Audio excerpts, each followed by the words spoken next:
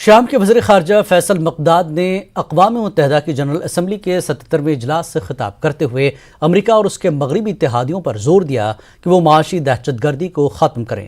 انہوں نے کہا کہ شام میں امریکی فوجی شام کے وسائل کو لوٹ رہے ہیں اور شامی عوام پر بوجھ ڈال رہی ہے۔ انہوں نے مزید کہا کہ شام کے خلاف مغربی ممالک کی جنگ دنیا کو کنٹرول کرنے کی مغرب کی کوششوں کا حصہ ہے، جس کے سبب شامی عوام کو مشکلات کا کرنا پڑ رہا ہے۔ مقداد نے نشاندہی کی کہ گزشتہ دہائی شام کے لوگوں کے لیے تکلیف دہ رہی ہے، جنہوں نے ایک ایسی حکومت کی حمایت یافتہ دہشت گردی کا مشاہدہ کیا ہے جس سے ہر کوئی واقف ہے۔ غیر قانونی فوجی مداخلت، معیشت پر حملے اور بے رحمی سے مسلط یک طرفہ پابندیوں سے ہر کوئی واقف ہے۔ انہوں نے امریکہ کی قیادت میں مغربی ممالک کی طرف سے عائد پابندیاں ہٹانے کا مطالبہ کرتے ہوئے کہا کہ شام کو نشانہ بنانے والی اقتصادی دہشت گردی مسلح دہشت گردی کی طرح وحشیانہ اور خطرناک ہے۔